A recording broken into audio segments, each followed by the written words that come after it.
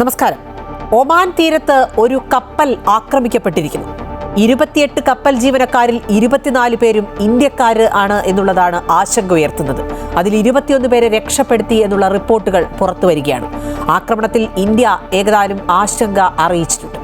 അതോടൊപ്പം ഇറാനെതിരായ കൂടുതൽ സൈനിക നടപടികൾക്ക് അമേരിക്ക തയ്യാറാകുന്നുവെന്ന റിപ്പോർട്ടുകൾ കൂടി പുറത്തുവരുന്നു.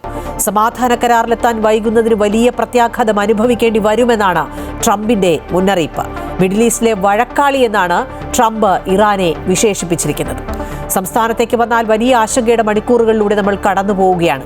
വീണ്ടും ഒരു നിപ ബാധ സ്ഥിരീകരിച്ചിരിക്കുന്നു. ഇതോടൊപ്പം തന്നെ ഷിഗല്ല രോഗബാധയും കൂടുകയാണ്. സമഗ്ര വാർത്തകൾ നോക്കാം. ആദ്യം തലക്കെട്ട്.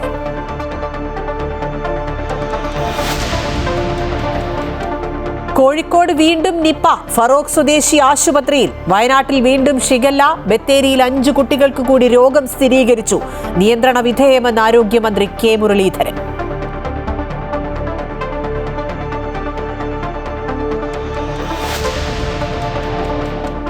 വയനാട് കാട്ടിക്കുളത്ത് കാട്ടാനയുടെ ആക്രമണത്തിൽ ഒരു മരണം. പുളിമൂട് ഉന്നതിയിലെ രാജുവിനെ ആക്രമിച്ചത് കൃഷിസ്ഥലത്ത് വെച്ച്. പ്രതിഷേധവുമായി CPM. കുടുംബത്തിന് 14 ലക്ഷം രൂപ നഷ്ടപരിഹാരം നൽകുമെന്ന് വനം വകുപ്പ്. കോഴിക്കോട് കൂരാച്ചുണ്ടിലും കോതമംഗലം കുട്ടമ്പുഴയിലും തൃശൂർ വാണിയമ്പാറയിലും കാട്ടാന കൃഷി നശിപ്പിച്ചു.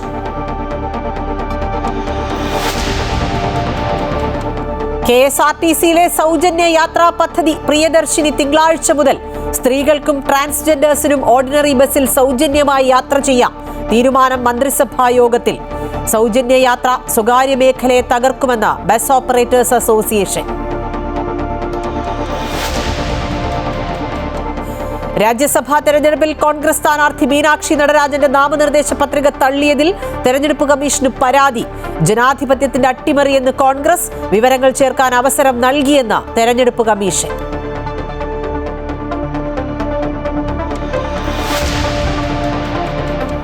ഒമാൻ സൊഹാർ തീരത്ത് ഇന്ധനക്കപ്പലിന് തീപിടിച്ചു. ഒരാൾക്ക് പരിക്ക്.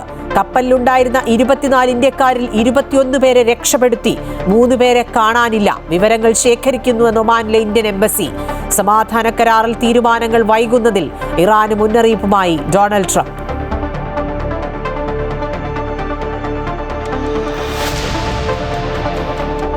തിരുവനന്തപുരം ജില്ലാ സെക്രട്ടറിയായി വി ജോയിയെ പ്രഖ്യാപിച്ചതിൽ CPMൽ അതൃപ്തി. ജില്ലാ സെക്രട്ടേറിയറ്റ് യോഗത്തിൽ വിട്ടുനിന്ന് വി ശിവൻകുട്ടി. ആരോഗ്യ പ്രശ്നങ്ങളെന്ന് വിശദീകരണം. കടകംപള്ളി സുരേന്ദ്രനും വിയോജിപ്പ്.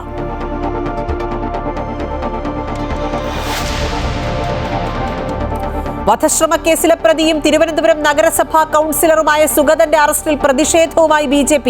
ഗുണ്ടകളുടെ പറുദീസയായി കേരളത്തെ മാറ്റില്ലെന്ന് ആഭ്യന്തരമന്ത്രി രമേശ് ചെന്നിത്തല. വെടിവെച്ചത് സ്ഥിതിഗതികൾ നിയന്ത്രണ വിധേയമാക്കാനെന്ന് സിറ്റി പോലീസ് കമ്മീഷണർ. ക്രിമിനലായ ഒരു പോലീസ് ഉദ്യോഗസ്ഥനാണ് പ്രശ്നങ്ങൾക്ക് കാരണമെന്നും കോർപ്പറേഷൻ ഭരണം അട്ടിമറിക്കാൻ നീക്കമെന്നും മേയർ VV രാജേഷ്.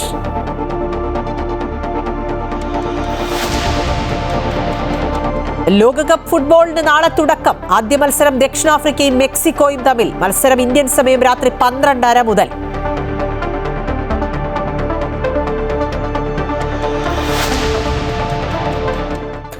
പ്രശസ്ത തമിഴ് സംവിധായകൻ ഭാരതി രാജ അന്തരിച്ചു. വിടവാങ്ങിയത് തമിഴ് സിനിമയിൽ പുതുവഴി തുറന്ന പ്രതിഭ.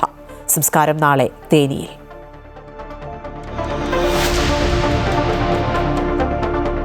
Story of the day. ചിന്ത ചിത്രങ്ങളായി. നസ്ലി താരമായി.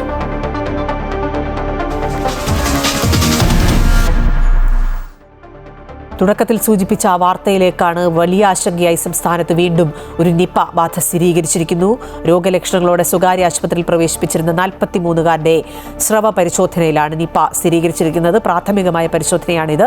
ഇനിയും ചില പരിശോധനാ ഫലം കൂടി വരാനുണ്ട് എന്നാണ് മനസ്സിലാക്കുന്നത്. ഇയാളെ മെഡിക്കൽ കോളേജ് ഐസൊലേഷൻ വാർഡിലേക്ക് ഉടൻ മാറ്റും എന്നുള്ള വിവരം കൂടി പുറത്തു വരുന്നു. രേഷ്മയാണ് വിശദാംശങ്ങൾ നൽകുക. രേഷ്മ, വീണ്ടും നിപ ബാധ ഉണ്ടായിരിക്കുന്നു. നേരത്തെ നമ്മൾ സംശയമാണ് എന്നാണ്, നിപയാണോ എന്നുള്ളൊരു സംശയമുണ്ട് എന്നാണ് പറഞ്ഞിരുന്നത്. ഇപ്പോൾ ഏതായാലും പ്രാഥമിക പരിശോധനയിൽ നിപ സ്ഥിരീകരിച്ചിരിക്കുന്നു. സ്വാഭാവികമായും ആരോഗ്യവകുപ്പ് നടപടികൾ ആരംഭിച്ചിട്ടുണ്ടാകും. ഇദ്ദേഹവുമായി സമ്പർക്കമുള്ള ആളുകളെയൊക്കെ കണ്ടെത്താനുള്ള ശ്രമങ്ങൾ തുടങ്ങിക്കഴിഞ്ഞിട്ടുണ്ടല്ലോ.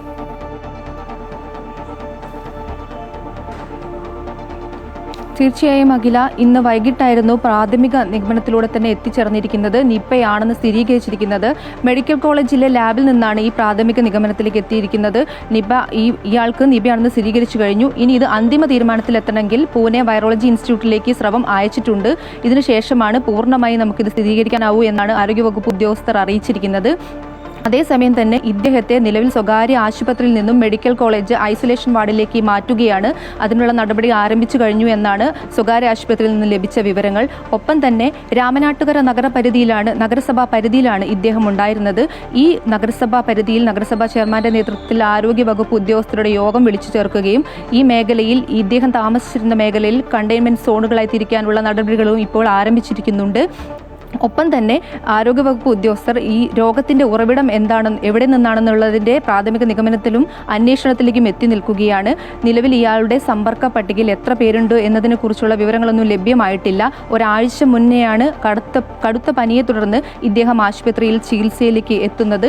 ഒപ്പം തന്നെ ഈ രോഗലക്ഷണങ്ങൾ കണ്ടാണ് ആശുപത്രിയിൽ അധികൃതർ ഈ സ്രവം പരിശോധനയ്ക്ക് മെഡിക്കൽ കോളേജിലേക്ക് അയക്കാൻ തീരുമാനിച്ചത്. തുടർന്ന് ഇന്ന് വൈകിട്ടോടെ തന്നെ അയക്കുകയും രാത്രിയോടെ തന്നെ ഇത് സ്ഥിരീകരിക്കുകയുമായിരുന്നു. ഇപ്പോൾ സ്വകാര്യ ആശുപത്രി തന്നെ പറയുന്നത് വളരെ ശ്രദ്ധയോടെയായിരുന്നു ഇദ്ദേഹത്തെ വാർഡിൽ പ്രവേശിപ്പിച്ചിരുന്നത്. ഒപ്പം തന്നെ എല്ലാ ഡോക്ടേഴ്സും ആരോഗ്യ പ്രവർത്തകരും ഒക്കെ സുരക്ഷാ നടപടികൾ സ്വീകരിച്ചിട്ടുണ്ട് എന്നാണ് ഇവർ അറിയിച്ചിരിക്കുന്നത്. അതേസമയം ആരോഗ്യ വകുപ്പ് ആദ്യഘട്ടത്തിലൊന്നും നമ്മോട് പ്രതികരിക്കാൻ തയ്യാറായിരുന്നില്ല. ഇത് സ്വകാര്യ ആശുപത്രിയിൽ നിന്നാണ് നമുക്ക് ഈ വിവരം ലഭിച്ചിരുന്നത്. അതേസമയം സമ്പർക്കത്തിലുള്ളവരുടെ പട്ടിക ഉടൻ തയ്യാറാക്കുമെന്നാണ് നിലവിൽ നമുക്ക് ലഭിക്കുന്ന വിവരം. 2018 ആദ്യമായി കോഴിക്കോട് ജില്ലയിൽ നിപ്പ റിപ്പോർട്ട് ചെയ്തത്. അന്ന് കോഴിക്കോട്, മലപ്പുറം ജില്ലകളിലായി 17-ലേറെ പേർ മരണപ്പെട്ടിരുന്നു. അതിനുശേഷം 2019-ലും 2021-ലും 2023, 2024 കാലഘട്ടങ്ങളിലും നിപ്പ കേരളത്തിൽ റിപ്പോർട്ട് ചെയ്യപ്പെട്ടിരുന്നു. അഖില, ശരി, രേഷ്മയാണ് വിശദാംശങ്ങൾ നൽകിയത്. ഈ രോഗലക്ഷണങ്ങളോടെ സ്വകാര്യ ആശുപത്രിയിൽ പ്രവേശിപ്പിച്ച വ്യക്തിക്കാണ് ഇപ്പോൾ രോഗമുണ്ട് എന്ന് സ്ഥിരീകരിച്ചിരിക്കുന്നത്. അത്തരമൊരു സ്ഥിരീകരണം വന്ന സാഹചര്യത്തിൽ ആരോഗ്യ വകുപ്പ് അടിയന്തര നടപടികൾ ആരംഭിച്ചിട്ടുണ്ട്. ഈ രോഗിയെ മെഡിക്കൽ കോളേജ് ഐസൊലേഷൻ വാർഡിലേക്ക് മാറ്റുന്നതിനോടൊപ്പം ഇദ്ദേഹം താമസിച്ചിരുന്ന പരിധിയിലുള്ള മറ്റിടങ്ങൾ, ഇദ്ദേഹത്തിന് സമ്പർക്കമുണ്ടായിരുന്ന ആളുകളെ കണ്ടെത്താനും ഇദ്ദേഹം താമസിച്ചിരുന്ന ഇടത്തെ കണ്ടെയ്ൻമെന്റ് സോണായി പ്രഖ്യാപിക്കാനുമുള്ള നടപടികളൊക്കെ ആരംഭിച്ചിട്ടുണ്ട്. വലിയ ജാഗ്രതയോടെ മുന്നോട്ട് പോകേണ്ട സമയമാണ് ഇത് എന്ന് ഒരിക്കൽ കൂടി ഓർമ്മിപ്പിക്കുകയാണ്. തീർച്ചയായും ആ പരിസരത്തുള്ളവരും മറ്റുള്ളവരും ഇദ്ദേഹവുമായി സമ്പർക്കമുള്ളവരോ അല്ലെങ്കിൽ അല്ലാത്തവരോ ആയിക്കോട്ടെ, പക്ഷേ ഇതിന്റെ ഉറവിടം വ്യക്തമാകുന്ന ഒരു സാഹചര്യം ഉണ്ടാകേണ്ടതുണ്ട്. അതുവരെയെങ്കിലും കൃത്യമായ ജാഗ്രത പുലർത്തേണ്ടതുണ്ട്. അതോടൊപ്പം തന്നെ വയനാട് ജില്ലയിൽ വീണ്ടും ഷിഗല്ല സ്ഥിരീകരിക്കുകയാണ്. 5 കുട്ടികൾക്ക് കൂടിയാണ് ഇന്ന് ഷിഗല്ല സ്ഥിരീകരിച്ചിരിക്കുന്നത്. 7-ാം തീയതിക്ക് പരിശോധനയ്ക്ക് അയച്ച സാമ്പിളുകളുടെ ഫലമാണ് ഇപ്പോൾ പോസിറ്റീവാണ് എന്നുള്ള റിപ്പോർട്ട് പുറത്തു വരുന്നത്. അതേസമയം രോഗം സമ്പർക്കത്തിലൂടെ പകരുന്നുണ്ടോ എന്നുള്ള ഒരു സംശയം കൂടി ഉണ്ട് എന്ന് ആരോഗ്യമന്ത്രി കെ മുരളീധരൻ ഇന്ന് പറഞ്ഞത് കൂടുതൽ ആശങ്ക ഉണ്ടാക്കുകയാണ്. കാരണം അങ്ങനെ സമ്പർക്കത്തിലൂടെ പകരുകയാണെങ്കിൽ കൂടുതൽ പേരിലേക്ക് രോഗം എത്താനുള്ള ഒരു സാധ്യത ഉണ്ട് എന്നാണ് കരുതേണ്ടത്. ഈ കാര്യങ്ങളൊക്കെ നിരീക്ഷിക്കുകയാണെന്ന് കൂടി ആരോഗ്യമന്ത്രി പറഞ്ഞിട്ടുണ്ട്. വയനാട്ടിൽ 5, 7, 8, 9, 11 വയസ്സുള്ള പെൺകുട്ടികൾക്കാണ് പുതുതായി രോഗബാധ സ്ഥിരീകരിച്ചത്. നിലവിൽ രോഗം സ്ഥിരീകരിച്ച 8 കുട്ടികളുടെയും ആരോഗ്യനില തൃപ്തികരമാണെന്ന് ആരോഗ്യവകുപ്പ് അധികൃതർ അറിയിച്ചു. സ്ഥിതിഗതികൾ വിലയിരുത്തുന്നതിനായി ആരോഗ്യവകുപ്പ് പൊതുജനാരോഗ്യ വിഭാഗം അഡീഷണൽ ഡയറക്ടർ ഡോക്ടർ KP റീത്തയുടെ നേതൃത്വത്തിലുള്ള സംസ്ഥാനതല വിദഗ്ധ സംഘം കോളിയാടിയും പരിസര പ്രദേശവും സന്ദർശിച്ചു. രോഗവ്യാപനം തടയാനുള്ള നിർദ്ദേശങ്ങളും സംഘം നൽകി. ഇതുവരെ സംസ്ഥാനത്ത് 95ഓളം പേർക്കാണ് രോഗം സ്ഥിരീകരിച്ചതെന്നും ഇതിൽ പലരും രോഗമുക്തി നേടിയെന്നും ആരോഗ്യമന്ത്രി പറഞ്ഞു. ഷിഗല്ല നിയന്ത്രണ വിധേയമാണ്. അതേസമയം രോഗം സമ്പർക്കത്തിലൂടെ പകരുന്നുണ്ടോ എന്ന സംശയമുണ്ടെന്നും അക്കാര്യം നിരീക്ഷിച്ചു വരികയാണെന്നും ആരോഗ്യമന്ത്രി കെ മുരളീധരൻ കോഴിക്കോട് പറഞ്ഞു. കേരളത്തിലെ മൊത്തം 95ഓളം പേർക്കാണ് ഇത് കൺഫേം ആയിട്ടുള്ളത്. പക്ഷേ അതിൽ പലരും ഡിസ്ചാർജ് ചെയ്ത് പോകുന്നുണ്ട്. അതുകൊണ്ടാണ് പറഞ്ഞ ആശങ്കയ്ക്ക് അവകാശമില്ല. പക്ഷേ വയനാട്ടിലെ റിസൾട്ട് കിട്ടിയാൽ സമ്പർക്കം മൂലം ഇത് പടരുന്ന കാര്യം കൺഫേം ചെയ്യാൻ കഴിയുള്ളൂ. 2 പേര് സംശയത്തിൻ്റെ പേരിൽ 2 വീട്ടമ്മമാരെ അവരെ ഐസൊലേറ്റഡ് വാർഡിലേക്ക് മാറ്റി. ആരോഗ്യവകുപ്പ് മാത്രം വിചാരിച്ചാൽ രോഗം നിയന്ത്രിക്കാനാവില്ല. ഭക്ഷ്യസുരക്ഷാ വകുപ്പിനും ഇക്കാര്യത്തിൽ കർശന നിർദ്ദേശം നൽകിയിട്ടുണ്ടെന്ന് അദ്ദേഹം കൂട്ടിച്ചേർത്തു. ഷിഗല്ല രോഗബാധ സ്ഥിരീകരിച്ച നെന്മേനി പഞ്ചായത്തിൽ മുൻകരുതൽ നടപടിയായി ആൾക്കൂട്ടങ്ങൾക്കുൾപ്പെടെ നിയന്ത്രണങ്ങൾ ഏർപ്പെടുത്തി ജില്ലാ കലക്ടർ DR മേഘശ്രീ ഉത്തരവിട്ടു.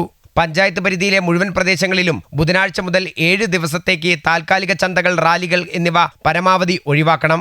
വിവാഹം, മരണാനന്തര ചടങ്ങുകൾ എന്നിവയിൽ കഴിവതും ആളുകളുടെ എണ്ണം നിയന്ത്രിക്കുകയും മാസ്ക്, സാനിറ്റൈസർ എന്നിവ ഉപയോഗിക്കുകയും വേണം. രോഗലക്ഷണങ്ങൾ പ്രകടമാവുന്ന ആരും സ്വയം ചികിത്സയ്ക്ക് മുതിരരുത്. നിലവിൽ രോഗലക്ഷണങ്ങളുള്ളവരുടെ സമ്പർക്ക പട്ടിക താലൂക്ക് ആരോഗ്യ കേന്ദ്രത്തിൽ തയ്യാറാക്കുകയും അവരെ നിരീക്ഷിക്കുകയും ചെയ്യുന്നുണ്ട്. വൃത്തിഹീനമായ സാഹചര്യങ്ങളിൽ പ്രവർത്തിക്കുന്ന ഹോട്ടലുകൾ, തട്ടുകടകൾ എന്നിവയിൽ കർശന പരിശോധന നടത്തി നടപടികൾ സ്വീകരിക്കാനും കുടിവെള്ള സ്രോതസ്സുകൾ ക്ലോറിനേറ്റ് ചെയ്യാനും ഭക്ഷ്യസുരക്ഷാ വകുപ്പിനും ഹെൽത്ത് ഇൻസ്പെക്ടർമാർക്കും നിർദ്ദേശം നൽകിയിട്ടുണ്ട്. അമൃത ന്യൂസ്, വയനാട്. ഷിഗല്ല ജാഗ്രതാ നിർദ്ദേശത്തിന്റെ ഭാഗമായി അമ്പലവയൽ, നൂൽപ്പുഴ ഗ്രാമപഞ്ചായത്തുകളിലും സുൽത്താൻ ബത്തേരി മുനിസിപ്പാലിറ്റിയിലെയും പ്രൊഫഷണൽ കോളേജുകൾ ഉൾപ്പെടെയുള്ള മുഴുവൻ വിദ്യാഭ്യാസ സ്ഥാപനങ്ങൾക്കും നാളെ മുതൽ ജൂൺ 14-ാം തീയതി വരെ അവധി പ്രഖ്യാപിച്ചിട്ടുണ്ട്. ജില്ലാ കളക്ടറാണ് ഈ തീരുമാനം അറിയിച്ചത്.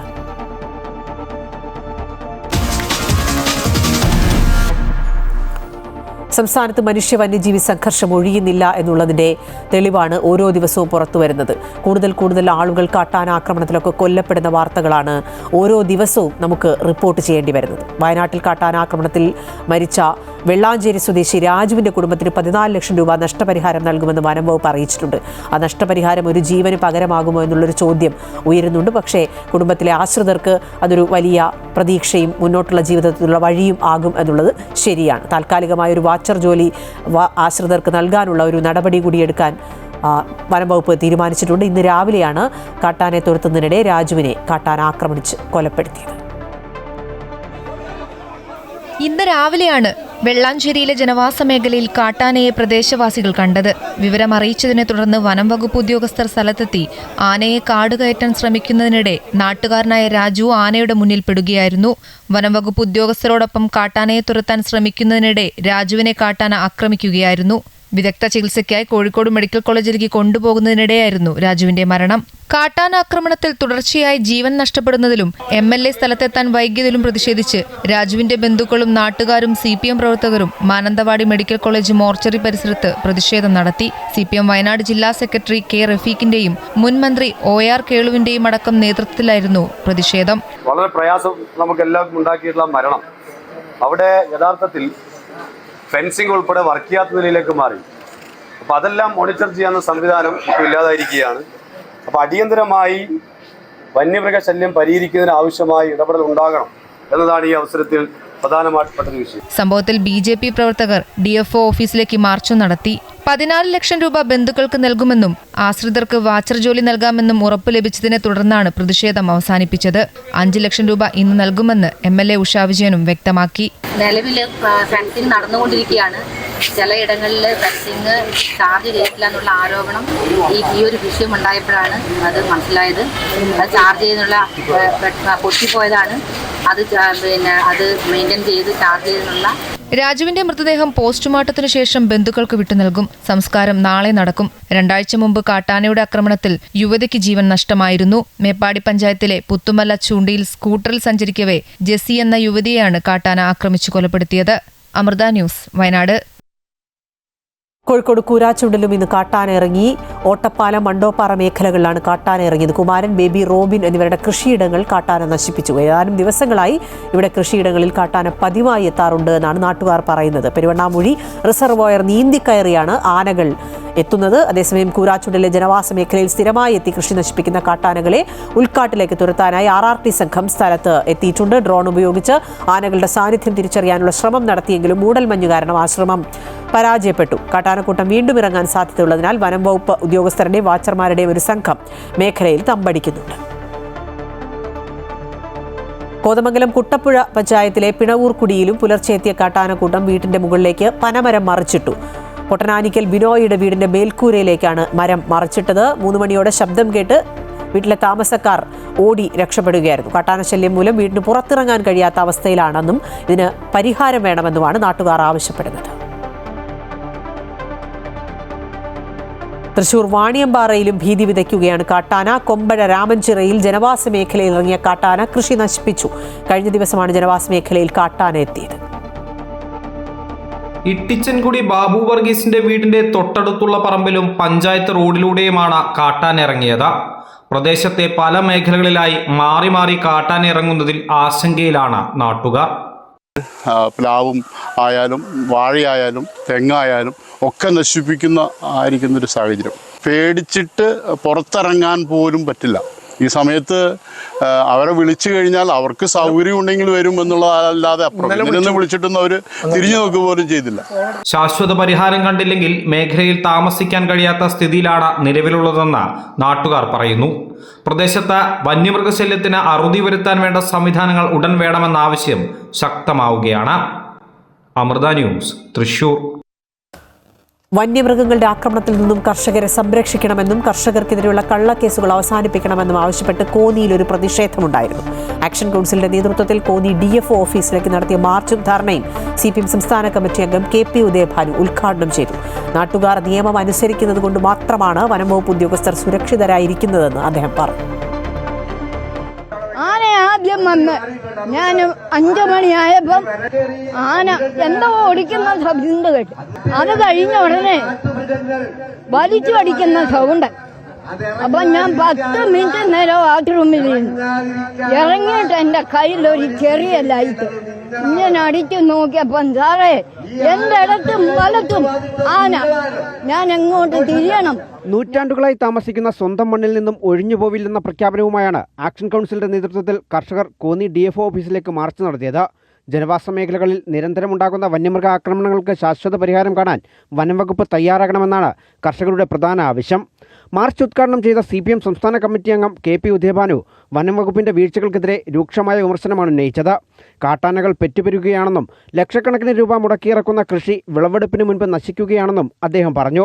നാട്ടുകാർ നിയമം അനുസരിക്കുന്നതുകൊണ്ട് മാത്രമാണ് വനം വകുപ്പ് ഉദ്യോഗസ്ഥർ സുരക്ഷിതരായിരിക്കുന്നതെന്നും അദ്ദേഹം ഓർമ്മിപ്പിച്ചു. വളരെ വ്യക്തമായിട്ട് നമ്മൾ പറയുകയാണ്, കൃഷി നശിപ്പിച്ചാൽ അതിന്റെ പൂർണ്ണമായ ചെലവ് ഫോറസ്റ്റ് തന്നേ പറ്റുള്ളൂ, വനം വകുപ്പ് തന്നേ പറ്റുള്ളൂ. നിങ്ങളെ ആളുകളെ ഭയപ്പെടുത്തുന്ന ഒരു കാര്യം ഞാൻ പറയാം. നിയമം എന്ന് പറയുന്നത് ചിലന്തുവലയാണ്. അത് ഭേദിക്കാൻ വന്യജീവിയൊക്കെ അത് ഭേദിച്ചു പോകും. അതുകൊണ്ട് നിയമം ഞങ്ങൾ നാട്ടുകാർ അനുസരിക്കുന്നത് മാത്രമേ നിയമത്തിന് പിൻബലമുള്ള കാര്യം ഞാൻ ഇവിടുത്തെ ഫോറസ്റ്റ് ഉദ്യോഗസ്ഥന്മാരെ ഓർമ്മപ്പെടുത്തുകയാണ്. വന്യമൃഗങ്ങളെ പ്രതിരോധിക്കാൻ നോക്കുന്ന കർഷകരെ കള്ളക്കേസിൽ കൊടുക്കാനാണ് വനം വകുപ്പ് ശ്രമിക്കുന്നത്. കഴിഞ്ഞയാഴ്ച ജനവാസ മേഖലയിൽ വന്ന് ആന ചരിഞ്ഞ സംഭവത്തിൽ സ്ഥലമുടമയായ സന്തോഷിനെതിരെ കേസെടുക്കാനുള്ള നീക്കത്തിലാണ് വനം വകുപ്പ്. വന്യമൃഗങ്ങൾ ജനവാസ മേഖലയിൽ വന്ന് ആത്മഹത്യ ചെയ്താൽ അതിന് നാട്ടുകാരാണോ ഉത്തരവാദികളെന്നും അദ്ദേഹം ചോദിച്ചു. കാട്ടുമൃഗങ്ങൾ എവിടെയെങ്കിലും ഒന്ന് നാട്ടിൽ വന്ന് മരിച്ചാൽ ആന അവിടെ വന്ന് ആത്മഹത്യ ചെയ്തു, അതിന് നാട്ടുകാരെന്ത് വേണം? കാട്ടുമൃഗങ്ങളെ കാട്ടിൽ തന്നെ നിർത്താനുള്ള നടപടികൾ വനം വകുപ്പ് സ്വീകരിക്കണം. ഇതിനായി കിടങ്ങുകൾ ഉൾപ്പെടെയുള്ള പ്രതിരോധ സംവിധാനങ്ങൾ അടിയന്തരമായി നിർമ്മിക്കണമെന്നാണ് കർഷകരുടെ ആവശ്യം. ആവശ്യങ്ങൾ അംഗീകരിച്ചില്ലെങ്കിൽ വരും ദിവസങ്ങളിൽ സമരം കൂടുതൽ ശക്തമാക്കാനാണ് ആക്ഷൻ കൗൺസിലിന്റെ തീരുമാനം. അമൃത ന്യൂസ്, പത്തനംതിട്ട. UDFിന്റെ പ്രകടന പത്രികയിൽ പറഞ്ഞ സ്ത്രീകൾക്കായുള്ള സൗജന്യ KSRTC യാത്ര പ്രാബല്യത്തിൽ വരികയാണ്. മാനദണ്ഡങ്ങളൊക്കെ ഉണ്ട് ആ യാത്രയ്ക്ക്. തിങ്കളാഴ്ച മുതലാണ് KSRTC ഓർഡിനറി ബസ്സുകളിൽ സ്ത്രീകൾക്ക് പ്രായഭേദമന്യേ സൗജന്യ യാത്ര പ്രഖ്യാപിച്ചിരിക്കുന്നത്. മുഖ്യമന്ത്രി VD സതീശനാണ് പ്രഖ്യാപനം നടത്തിയത്. KSRTCയിൽ വരുമാനം വർദ്ധിപ്പിക്കുന്നതിനനുസരിച്ച് 2ാം ഘട്ടം ആലോചിക്കുമെന്നും മുഖ്യമന്ത്രി പറഞ്ഞു. അതോടൊപ്പം തന്നെ KSRTCക്ക് ഉണ്ടാകുന്ന നാശനഷ്ടങ്ങൾ സംസ്ഥാന സർക്കാർ വഹിക്കും എന്നുകൂടി മുഖ്യമന്ത്രി വ്യക്തമാക്കി. പ്രിയദർശിനി എന്ന പേരിൽ കോൺഗ്രസിന്റെ ഇന്ദിരാ ഗ്യാരണ്ടിയിലെ പ്രധാന പദ്ധതി പ്രകാരം KSRTC ഓർഡിനറി ബസ്സുകളിലാണ് സ്ത്രീകൾക്കും ട്രാൻസ്ജെൻഡേഴ്സിനും തിങ്കളാഴ്ച മുതൽ സൗജന്യ യാത്ര നടത്താൻ കഴിയുക. പ്രായഭേദമന്യേ നടത്തുന്ന പദ്ധതി പ്രകാരം KSRTCക്ക് മാസം 65 കോടി മുതൽ 70 കോടി വരെയും വർഷം 750 കോടി രൂപ മുതൽ 800 കോടി രൂപ വരെയും സാമ്പത്തിക നഷ്ടമുണ്ടാകുന്നത് സർക്കാർ നികത്തുമെന്നും മുഖ്യമന്ത്രി പറഞ്ഞു. KSRTC വരുമാനം വർദ്ധിപ്പിക്കുന്ന പദ്ധതികൾ ആസൂത്രണം ചെയ്യാൻ നിർദ്ദേശം നൽകിയിട്ടുണ്ട്. വരുമാനം വർദ്ധിപ്പിച്ച് സൗജന്യ യാത്രയുടെ 2ാം ഘട്ടം ആലോചിക്കാനാണ് തീരുമാനം. ആലപ്പുഴയിൽ യൂത്ത് കോൺഗ്രസുകാരെ ക്രൂരമായി മർദ്ദിച്ച ഗൺമാന്മാർക്ക് ജാമ്യം ലഭിച്ചത് സർക്കാർ പരിശോധിക്കും. B. അശോക് IASന്റെ നിയമനത്തിലെ ആരോപണവും മുഖ്യമന്ത്രി തള്ളി. IAS ഉദ്യോഗസ്ഥരുടെ നിയമനം രാഷ്ട്രീയ പശ്ചാത്തലം നോക്കിയല്ലെന്നും സംസ്ഥാനത്ത് IASകാരുടെ കുറവുണ്ടെന്നും അദ്ദേഹം പറഞ്ഞു. PM ശ്രീ പദ്ധതിയിൽ സർക്കാർ ഒരു തീരുമാനവും എടുത്തിട്ടില്ലെന്നും സെക്രട്ടേറിയറ്റിലെ സമരഗേറ്റ് തുടർച്ചയായി അടച്ചിട്ടത് പരിശോധിക്കുമെന്നും അദ്ദേഹം അറിയിച്ചു. സർക്കാർ ജീവനക്കാരുടെ മെഡിസിപ്പ് പദ്ധതി പുനഃപരിശോധിക്കും. മാധ്യമപ്രവർത്തകർക്ക് സെക്രട്ടേറിയറ്റിൽ വിലക്കേർപ്പെടുത്തിയ തീരുമാനം 2018-ലേതാണ്. അതിൽ മാറ്റമുണ്ടാകും. E. ശ്രീധരൻ സമർപ്പിച്ച റെയിൽ പദ്ധതി വിദഗ്ധ സമിതിയുടെ റിപ്പോർട്ടിന്റെ അടിസ്ഥാനത്തിൽ തീരുമാനമെടുക്കുമെന്നും മുഖ്യമന്ത്രി പറഞ്ഞു. അമൃത ന്യൂസ്, തിരുവനന്തപുരം. KSRTC ഉണ്ടാകുന്ന നാശനഷ്ടം എന്നാണ് ഞാൻ നേരത്തെ പറഞ്ഞത്. പക്ഷേ നാശനഷ്ടമല്ല, വരുമാന നഷ്ടം എത്രയാണെങ്കിലും അത് സർക്കാർ വഹിക്കും എന്നാണ് മുഖ്യമന്ത്രി പറഞ്ഞത്. എന്നാൽ ഈ മുഖ്യമന്ത്രിയുടെ ഈ തീരുമാനം, അതോടൊപ്പം തന്നെ KSRTCയിലെ സൗജന്യ യാത്ര സംബന്ധിച്ചുള്ള ആ തീരുമാനം പുറത്തു വന്നതോടെ സ്വകാര്യ മേഖല തകർക്കുന്ന ഒരു തീരുമാനമാണ് എന്നുള്ളതാണ് ആക്ഷേപം. ബസ് ഓപ്പറേറ്റേഴ്സ് അസോസിയേഷൻ സംസ്ഥാന സെക്രട്ടറി T. ഗോപിനാഥൻ ഇത് സംബന്ധിച്ച് രംഗത്ത് വന്നിട്ടുണ്ട്. സ്വകാര്യ ബസ് മേഖലയെ കണ്ടില്ലെന്ന് നടിക്കില്ല എന്ന് ഉറപ്പു നൽകിയ മുഖ്യമന്ത്രിയും ഗതാഗത മന്ത്രിയും പിന്നീട് ഉണ്ടായേക്കാവുന്ന പ്രതിസന്ധികളെക്കുറിച്ച് ചർച്ച ചെയ്തില്ല എന്നും സ്വകാര്യ ബസ് മേഖലയെ സർക്കാർ അവഗണിക്കുകയാണെന്നും T. ഗോപിനാഥൻ പറഞ്ഞു. സർക്കാർ എന്ത് തരത്തിലുള്ള ജനക്ഷേമകരമായിട്ട് പ്രവർത്തനങ്ങൾ പ്രഖ്യാപിക്കുമ്പോഴും സംസ്ഥാനത്തെ ഒരു പ്രധാനപ്പെട്ട വ്യവസായം തകർന്നു പോകുന്ന തരത്തിലുള്ള ഒരു പ്രഖ്യാപനമാണ് എന്നത് പറയാതിരിക്കാൻ കഴിയില്ല. ഈ പ്രഖ്യാപനം ഉണ്ടായാൽ എറണാകുളം മുതൽ തിരുവനന്തപുരം വരെയുള്ള ജില്ലകളിൽ ബസ്സുകൾക്ക് നാളെ മുതൽ ഇത് പ്രഖ്യാപിച്ച അന്നു മുതൽ തന്നെ ഓടാൻ കഴിയാത്ത, അതിൻ്റെ പിറ്റേ ദിവസം മുതൽ തന്നെ ഓടാൻ കഴിയാത്ത സ്ഥിതി വരും. ബാക്കി ജില്ലകളിലും അധികം വൈകാതെ തന്നെ ഞങ്ങൾക്ക് ഇത് ഓടാൻ കഴിയാത്ത സ്ഥിതിയിലേക്കാണ് കാര്യങ്ങൾ എത്തിച്ചേരുക. ഇതുമായി ബന്ധപ്പെട്ട് ഞങ്ങൾ ഇന്നത്തെ മുഖ്യമന്ത്രിയുടെ വാർത്താ സമ്മേളനത്തിന് ശേഷം ഞങ്ങൾ തീരുമാനം എടുത്തിട്ടുള്ളത് നാളെ രാവിലെ 10 മണിക്ക് ഞങ്ങൾ തൃശ്ശൂരിൽ ഞങ്ങൾ സംഘടനയുടെ സംസ്ഥാന സമിതി യോഗം ചേരാൻ തീരുമാനിച്ചിട്ടുണ്ട്. തിങ്കളാഴ്ച മുതലാണ് സ്ത്രീകൾക്കുള്ള സൗജന്യ യാത്ര ആരംഭിക്കുന്നത്. ഈ സൗജന്യ യാത്രയെ സന്തോഷത്തോടെയാണ് വനിതാ യാത്രക്കാർ സ്വീകരിക്കുന്നത്. കോഴിക്കോട് നിന്നും ലക്ഷ്മിപ്രിയ തയ്യാറാക്കിയ ഒരു റിപ്പോർട്ട് കാണാം. സംസ്ഥാനത്തെ KSRTC ഓർഡിനറി ബസ്സുകൾ തിങ്കളാഴ്ച മുതൽ സൗജന്യ യാത്ര സ്ത്രീകൾക്ക് ഏർപ്പെടുത്തിയിരിക്കുകയാണ്. അപ്പോൾ ഏതായാലും സ്ത്രീകളേറെ കാത്തിരുന്ന ഒരു നിമിഷം കൂടിയാണ്. അപ്പോൾ അവർക്ക് എന്താണ് പറയാനുള്ളത് നമുക്കൊന്ന് കേട്ടു നോക്കാം കേട്ടോ.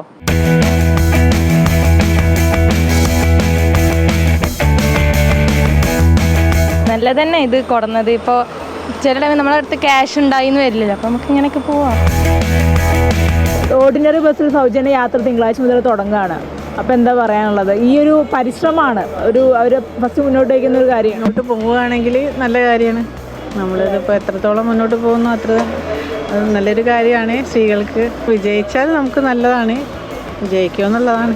പൊതുവെ ഈ മലബാർ ഏരിയാസിലെ ഓർഡിനറി ബസ്സുകൾ കുറവാണെന്നൊക്കെ പറയുന്നത്. അപ്പോൾ അതൊരു നെഗറ്റീവായിട്ട് ബാധിക്കും നമ്മളെ ഇവിടെ നമ്മളെ നാട്ടിൽ ഉൾപ്രദേശങ്ങളിലേക്കൊന്നും ഇല്ലല്ലോ, കുറവാണല്ലോ എല്ലാ സ്ഥലത്തും.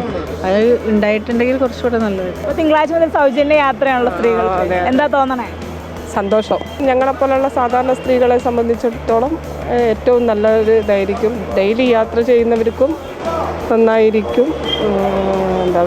മുഖ്യമന്ത്രിയോട് നല്ല സന്തോഷം തോന്നുന്നുണ്ട്. അദ്ദേഹം പറഞ്ഞ കാര്യം അത്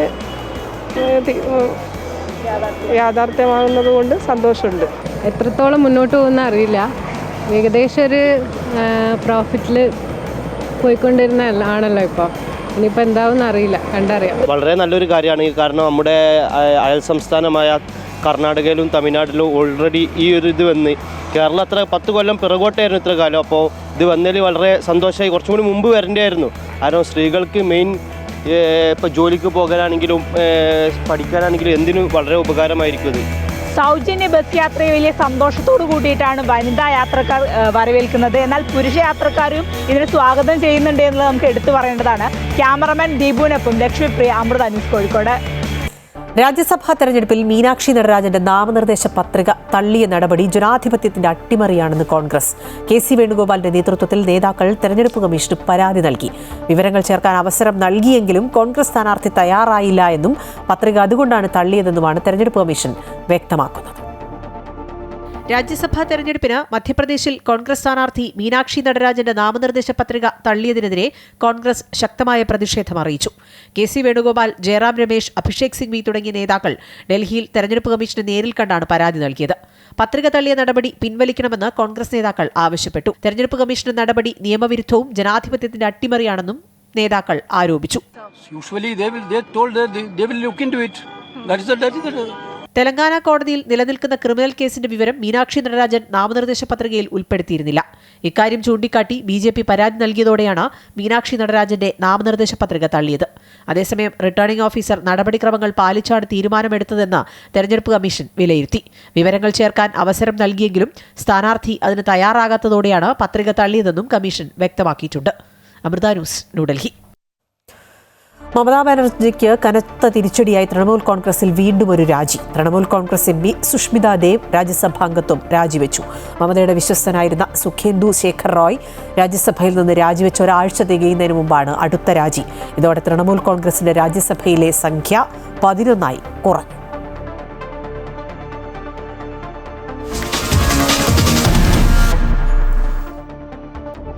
ഒമാനിലെ സൊഹാറിൽ എണ്ണക്കപ്പലിന് തീപിടിച്ചു. 2 പേരെ കാണാതായിട്ടുണ്ട്, ഒരാൾക്ക് പരിക്കേറ്റു. കപ്പലിലെ 28 അംഗ ജീവനക്കാരിൽ 24 പേരും ഇന്ത്യൻ നാവികരാണ് എന്നാണ് വിവരം. ഇന്ത്യക്കാരുടെ വിവരങ്ങൾ ശേഖരിച്ചു വരികയാണെന്ന് ഒമാനിലെ ഇന്ത്യൻ എംബസി അറിയിച്ചു. 21 ഇന്ത്യക്കാരെ രക്ഷപ്പെടുത്തിയതായും റിപ്പോർട്ടുകൾ പുറത്തുവരുന്നുണ്ട്. പലാവു പതാകയുള്ള സെറ്റബെല്ലോ എന്ന കപ്പലിനാണ് തീപിടിച്ചത്. തീപിടുത്തത്തിന്റെ കാരണം സംബന്ധിച്ച് കൂടുതൽ വിവരങ്ങൾ പുറത്തു വന്നിട്ടില്ല. സംഭവത്തിൽ അന്വേഷണം ആരംഭിച്ചിട്ടുണ്ട്. എന്നാൽ കപ്പലിന് നേരെ ഉണ്ടായത് മിസൈൽ ആക്രമണമാണെന്ന് സമുദ്ര സുരക്ഷാ ഏജൻസികൾ വ്യക്തമാക്കുകയാണ്. അതിനിടെ പശ്ചിമേഷ്യൻ സമാധാന ചർച്ചകളിൽ തീരുമാനങ്ങൾ എടുക്കാൻ ഇറാൻ വൈകുന്നുവെന്ന് ഡൊണാൾഡ് ട്രംപ് ചൂണ്ടിക്കാട്ടുകയാണ്. ഇറാന് മുന്നറിയിപ്പുമായി അമേരിക്കൻ പ്രസിഡന്റ് രംഗത്തെത്തുന്ന കാഴ്ചയാണ് ഇന്ന് കണ്ടത്. ചർച്ചയിൽ തീരുമാനമെടുക്കുന്നത് ഇനിയും വൈകിയാൽ ഇറാന് വലിയ വില നൽകേണ്ടി വരും എന്നാണ് ട്രംപിന്റെ മുന്നറിയിപ്പ്. അമേരിക്ക ഇറാൻ ധാരണ അന്തിമമാക്കാൻ ഖത്തർ നയതന്ത്ര സംഘം ടെഹ്റാനിലേക്ക് എത്തിയെന്ന് അന്താരാഷ്ട്ര മാധ്യമങ്ങൾ റിപ്പോർട്ട് ചെയ്യുന്നുണ്ട്. അമേരിക്കയുടെ എപ്പാഷെ ഹെലികോപ്റ്റർ വീഴ്ത്തിയതിനു പിന്നാലെയാണ് അമേരിക്കയ്ക്കും ഇറാനും ഇടയിൽ രൂക്ഷമായ സംഘർഷത്തിന് നേരിയ അയവ് വരുത്താൻ ഖത്തറിന്റെ നീക്കം. എപ്പാഷെ വീഴ്ത്തിയതിനു പിന്നാലെ ഇറാനും അമേരിക്കയും തമ്മിൽ കഴിഞ്ഞ രാത്രിയിലും ശക്തമായ സംഘർഷമാണ് ഉണ്ടായത്.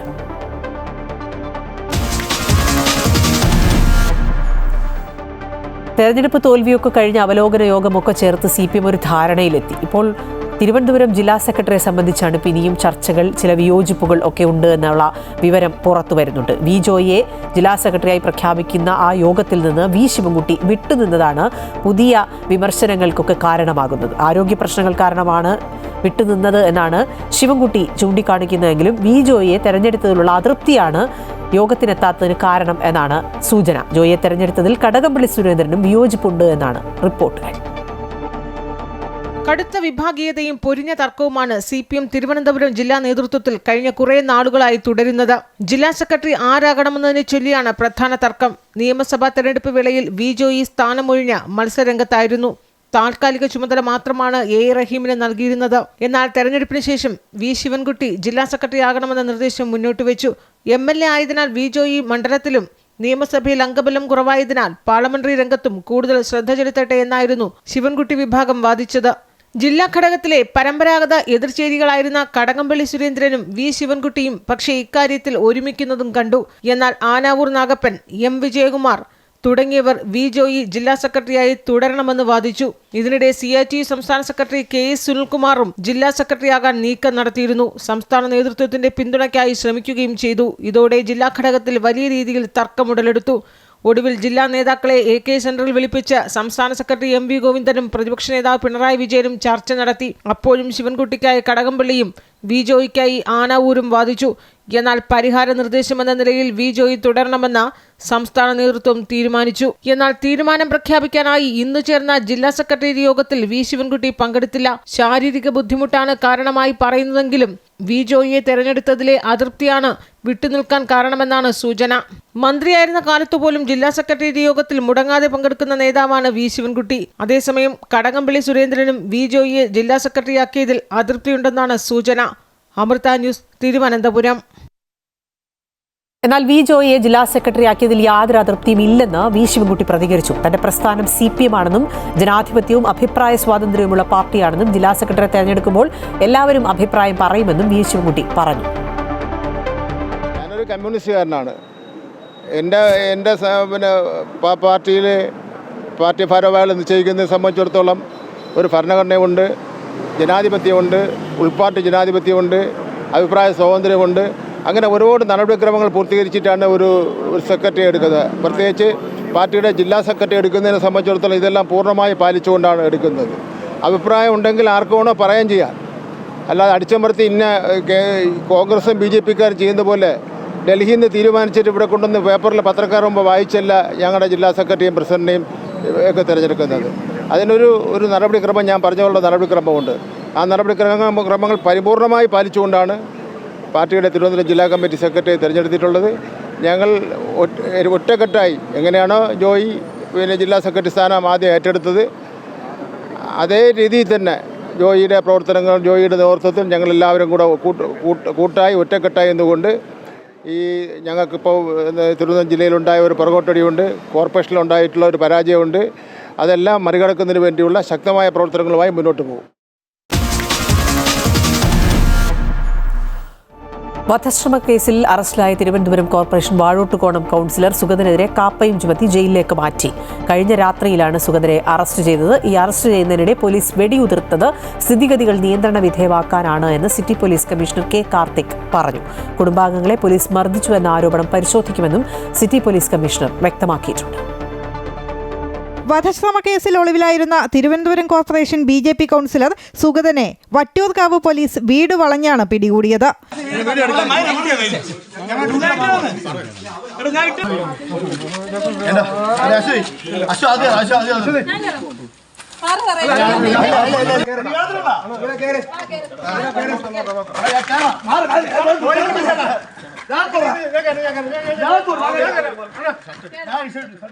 ക്ഷേത്ര ഉത്സവത്തിനിടെ നടന്ന സംഘർഷത്തിലാണ് സുഗതനെതിരെ വധശ്രമത്തിന് കേസെടുത്തത്. മുൻകൂർ ജാമ്യാപേക്ഷ ഹൈക്കോടതി തള്ളിയതോടെ കഴിഞ്ഞ ദിവസം സ്റ്റേഷനിലെത്താൻ നിർദ്ദേശിച്ചിരുന്നു. എന്നാൽ സ്റ്റേഷനിലെത്താത്ത സാഹചര്യത്തിലാണ് പോലീസ് അറസ്റ്റ് ചെയ്തത്. 2 ദിവസം കൂടെ എനിക്ക് അന്വേഷണം വേണമെന്ന് പറഞ്ഞപ്പോൾ ഇവരെന്റെ വീട്ടിൽ വന്ന് അറസ്റ്റ് ചെയ്തു. എന്റെ വീട്ടിൽ നിന്ന് വെടിവെച്ചു. എന്റെ കൊച്ചിനെ മയനായിട്ട് കൊച്ചിനെ അടിക്കുകയും ചെയ്തു, എന്റെ ഭാര്യ അടിക്കുകയും ചെയ്തു. സുഗതനെ പിടികൂടുന്നതിനിടെ അനുയായികൾ പോലീസിനെ വളഞ്ഞു. ഇതേ തുടർന്ന് SHO വിപിൻ ആകാശത്തേക്ക് വെടിയുതിർത്തു. അറസ്റ്റിനിടെ നടന്ന സംഘർഷത്തിൽ CI വിപിനും SI അഭിജിത്തിനും പരിക്കേറ്റു. ഇതോടെ പോലീസിനെ ആക്രമിച്ച കേസിലും സുഗതന്റെ അറസ്റ്റ് രേഖപ്പെടുത്തി. സുഗതൻ 1-ാം പ്രതിയും സഹോദരൻ സന്ദീപ് 2-ാം പ്രതിയുമാണ്. സുഗതനെതിരെ കാപ്പയും ചുമത്തിയിട്ടുണ്ട്. അതേസമയം അറസ്റ്റ് ചെയ്യാനെത്തിയ പോലീസ് തന്നെ മർദ്ദിച്ചതായി സുഗതന്റെ ഭാര്യ ആരോപിച്ചു. കുഞ്ഞിനെ പിടിച്ചു തള്ളിയതായും അവർ പറഞ്ഞു. സുഗതന്റെ അറസ്റ്റ് സമയത്ത് ക്രമസമാധാനം നിയന്ത്രിക്കാൻ വേണ്ടിയാണ് CI വെടിയുതിർത്തതെന്ന് city police commissioner K Karthik പറഞ്ഞു. പോലീസ് ഉദ്യോഗസ്ഥർക്ക് പരിക്കേറ്റിട്ടുണ്ട്. മർദ്ദനമേറ്റതായുള്ള സുഗതന്റെ കുടുംബത്തിന്റെ ആരോപണങ്ങൾ പരിശോധിക്കുമെന്നും കെ കാർത്തിക് പറഞ്ഞു. പ്രതിയെ പിടിക്കാൻ പോയ സമയത്തിൽ അവിടെ ഒരു സംഘർഷാവസ്ഥ ഉണ്ടായിരുന്നു. അപ്പോൾ ഞാൻ പ്രാഥമികമായിട്ട് മനസ്സിലാക്കുന്നതാണ് പ്രതിയെ പിടിക്കാൻ പോയ സ്ഥലത്തിൽ ഒരു സംഘർഷാവസ്ഥ ഉണ്ടായിരുന്നു. അതുകൊണ്ട് വട്ടിയൂർക്കാവ് ഇൻസ്പെക്ടർ ആ ഒരു സിറ്റുവേഷൻ ഓവർകം ചെയ്യാനായിട്ട് എയറിൽ ഒരു റൗണ്ട് ഫയർ ചെയ്തതായിട്ടാണ് മനസ്സിലാക്കുന്നത്. സ്റ്റേഷനിലെത്തിച്ച സുഗതനെ പിന്നീട് പൂജപ്പുര ജില്ലാ ജയിലിലേക്ക് മാറ്റി. അമൃത ന്യൂസ്, തിരുവനന്തപുരം. സംസ്ഥാനത്ത് ആശങ്കയായി വീണ്ടും നിപ സ്ഥിരീകരിച്ച സാഹചര്യത്തിൽ ആരോഗ്യമന്ത്രി പ്രതികരിക്കുകയാണ്. മെഡിക്കൽ കോളേജിലേക്ക് ഷിഫ്റ്റ് ചെയ്യും. എല്ലാം ഉണ്ട്, എല്ലാ സജ്ജീകരണങ്ങളും ഉണ്ട്. കിറ്റ് ഉൾപ്പെടെ നൽകിയിട്ടുണ്ട്, PPE കിറ്റ് ഉൾപ്പെടെ നൽകിയിട്ടുണ്ട്. ഈ ബന്ധപ്പെട്ട എല്ലാവരോടും ക്വാറന്റൈനിൽ പോകാൻ ആവശ്യപ്പെട്ടിട്ടുണ്ട്. നാളെ തിരുവനന്തപുരത്ത് എൻ്റെ ഓഫീസിൽ DME DHS ഉൾപ്പെടെയുള്ള ഉന്നതരുടെ യോഗം വിളിച്ചു കൂട്ടിയിട്ടുണ്ട്. നാളെ എൻ്റെ ഓഫീസിൽ 12 മണിക്ക്. അപ്പോൾ ഇതുവരെയായിട്ട് ഭയപ്പെടാനൊന്നുമില്ല. പക്ഷേ ഈ പേഷ്യൻ്റ് അദ്ദേഹം ഒരു ഗോഡൗൺ വാടകയ്ക്ക് എടുത്ത് അദ്ദേഹം തന്നെ ക്ലീൻ ചെയ്തു എന്നാണ് പറയുന്നത്. അവിടെ ഒരു പക്ഷേ വവ്വാലിൻ്റെ സാന്നിധ്യം ഉണ്ടായിരിക്കാം. അങ്ങനെയാണ് ഇദ്ദേഹത്തിന് ഒരിക്കൽ പനി വന്ന് മാറിയതാണ്. പക്ഷേ വീണ്ടും പനി വന്നു. അങ്ങനെയാണ് വീണ്ടും ഇദ്ദേഹത്തിന് അഡ്മിറ്റ് ചെയ്യുന്നത്. അപ്പോൾ 2-3 തവണ അദ്ദേഹം ആശുപത്രിയിൽ സന്ദർശിച്ചിട്ടുണ്ട്. ഇങ്ങനെയൊക്കെയുള്ള പാശ്ചാത്തലമാണ്. 43 വയസ്സാണ് അദ്ദേഹത്തിനുള്ളത്. ഈ പറഞ്ഞ പോലെ ചില്ലറ ബിസിനസ്സൊക്കെയാണ് നടത്തുന്നത്. അപ്പോൾ അതിൻ്റെ ആവശ്യത്തിനാണ് ഗോഡൗൺ വാടകയ്ക്ക് എടുത്തത്. ഇതുവരെയായിട്ട് ബുദ്ധിമുട്ടൊന്നും റിപ്പോർട്ട് ചെയ്യപ്പെട്ടില്ല.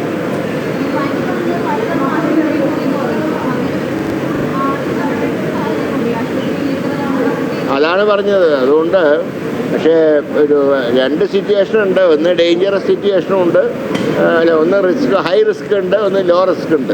അപ്പോൾ ഹൈ റിസ്കിലേക്കുള്ള സാഹചര്യം റിപ്പോർട്ട് ചെയ്തിട്ടില്ല. ഉണ്ട്. പക്ഷേ സ്വയം ക്വാറന്റൈനിൽ പോകണമെന്ന് പറഞ്ഞാൽ പലരും അത് ചെയ്തോളണമെന്നില്ല. അതുകൊണ്ട് OPയിൽ എത്ര പേരുണ്ട് അതിൻ്റെ കണക്കില്ല. അങ്ങനെയുള്ളവരോട് ക്വാറന്റൈനിൽ പോകാൻ ആവശ്യപ്പെടാനേ കഴിയുള്ളൂ. ഇപ്പോഴാശങ്കപ്പെടേണ്ട സാഹചര്യമില്ല. പക്ഷേ ഇപ്പോൾ ഷിഹല്ലയുടെ അത് ഇന്ന് ഇപ്പോൾ 8 കുട്ടികളോടും അത് കൺഫേം ആയിട്ടുണ്ട്. പക്ഷേ അത് എന്താ പറഞ്ഞ ജീവൻ നഷ്ടപ്പെടുന്ന സാഹചര്യം ഇതുവരെ ഒരിടത്തും അങ്ങനെയുള്ള ഒരു ഹൈ റിസ്ക് സാഹചര്യം ഇതുവരെ റിപ്പോർട്ട് ചെയ്യപ്പെട്ടിട്ടില്ല. സംസ്ഥാനത്ത് നിപ സ്ഥിരീകരിച്ചിട്ടുണ്ട് എന്ന് കെ മുരളീധരൻ പറയുകയാണ്. ക്വാറന്റൈനിൽ പോകാൻ ആവശ്യപ്പെടാനുള്ള കാര്യങ്ങൾ, ഒപ്പം ഈ ഐസൊലേഷൻ നടപടികളൊക്കെ നടക്കുകയാണ്. പക്ഷേ ആശങ്കപ്പെടേണ്ട സാഹചര്യം നിലവിലില്ല. ജാഗ്രതയോടെ മുന്നോട്ട് പോകണം എന്നുകൂടി ആരോഗ്യമന്ത്രി പറയുകയാണ്. ഇനി നേരത്തെയുള്ള ആ റിപ്പോർട്ടിന് ഉള്ള മറുപടിയാണ്. അതായത് കൗൺസിലർ സുഗതന് രാഷ്ട്രീയമായും നിയമപരമായുമുള്ള എല്ലാ പിന്തുണയും നൽകും എന്ന് മേയർ വി രാജേഷിന് ഒരു പ്രതികരണം വന്നിട്ടുണ്ട്. ക്രിമിനലായ ഒരു പോലീസ് ഉദ്യോഗസ്ഥനാണ് പ്രശ്നങ്ങൾക്ക് കാരണമെന്നും കോർപ്പറേഷൻ ഭരണം അട്ടിമറിക്കാനുള്ള നീക്കം നടക്കുന്നുവെന്നുമാണ് വി രാജേഷ് പറഞ്ഞത്. വെടിവെച്ച കാര്യത്തിലും അദ്ദേഹത്തിൻ്റെ ഭാര്യയെയും മക്കളെ ഉൾപ്പെടെ ഭീഷണിപ്പെടുത്തിയ കാര്യത്തിലും ശക്തമായ അന്വേഷണം നടത്തണം. ഇന്ന് മാധ്യമങ്ങളിലൊക്കെ പോലീസ് പറഞ്ഞ 150ഓളം അനുയായികൾ ഉണ്ടായിരുന്നു എന്നാണ്. ഞാൻ ചോദിക്കട്ടെ, ഒരു നിമിഷം ഒരു പോലീസ് ഓടി വന്ന് ചിക്കൻ ബോക്സ് പിടിച്ചു കിടക്കുന്ന ഒരാളിനെ, ചിക്കൻ ബോക്സിന്റെ ലക്ഷണങ്ങൾ കണ്ടതുകൊണ്ടും അതിന്റെ മെഡിക്കൽ സർട്ടിഫിക്കറ്റ് ബഹുമാനപ്പെട്ട ഹൈക്കോടതി മുമ്പാകെ ഹാജരാക്കിയത് ഞാൻ പറയട്ടെ, ബഹുമാനപ്പെട്ട ഹൈക്കോടതി മുമ്പാകെ ഹാജരാക്കിയത് കൊണ്ടുമാണല്ലോ ഹൈക്കോടതി അദ്ദേഹത്തിന്റെ ജാമ്യം എക്സ്റ്റെൻഡ് ചെയ്യുന്ന പെറ്റീഷൻ ഫയൽ സ്വീകരിച്ചെന്ന് ഓർഡറിന് വെച്ചിരിക്കുന്നത്. ഇന്ന് ഓർഡർ വെച്ചിരുന്നത് അല്ല, ഹൈക്കോടതി ഫയൽ സ്വീകരിച്ചെന്ന് ഉത്തരവിന് വെച്ചേക്കുകയാണേ. ഇന്ന് ഉത്തരവിന് വച്ചിരിക്കുകയാണത്. ഹൈക്കോടതി ഫയൽ സ്വീകരിച്ചിട്ടുണ്ട്. അതേസമയം സുഗതന്റെ അറസ്റ്റിൽ അസ്വാഭാവികത ഒന്നുമില്ലെന്നും ഗുണ്ടകളുടെ പറുദീസയായി സംസ്ഥാനത്തെ മാറ്റില്ല എന്നും ആഭ്യന്തരമന്ത്രി രമേശ് ചെന്നിത്തല പ്രതികരിച്ചു. ഗുണ്ടകളുടെ പറുദീസയായി കേരളത്തെ മാറ്റി ആ കാലം അവസാനിച്ചിരിക്കുന്നു. അതിന് കർട്ടൻ വീണിരിക്കുന്നു. ഈ ഗവൺമെന്റ് ഒരു ഗുണ്ടകളുടെയും പ്രവർത്തനത്തെ അനുവദിച്ചു കൊടുക്കില്ല. ജനങ്ങൾക്ക് വേണ്ടത് സ്വൈര ജീവിതമാണ്. ആ സ്വൈര ജീവിതം ഉറപ്പാക്കിയാണ് ആഭ്യന്തര വകുപ്പിന്റെ ചുമതല. കൗൺസിലർ സുഗതന്റെ അറസ്റ്റിൽ പ്രതിഷേധിച്ച് BJP കൗൺസിലർമാർ വട്ടിയൂർക്കാവ് പോലീസ് സ്റ്റേഷൻ ഉപരോധിച്ചു. ഡെപ്യൂട്ടി മേയർ ആശാനാഥിന്റെ നേതൃത്വത്തിലാണ് പ്രതിഷേധിച്ചത്. ഭരണം മാറിയിട്ടും CPMന്റെ പോലീസാണ് നാട് ഭരിക്കുന്നതെന്നും ആഭ്യന്തരമന്ത്രി എല്ലാത്തിനും കുടപിടിക്കുകയാണെന്നും BJP കൗൺസിലർമാർ ആരോപിച്ചു.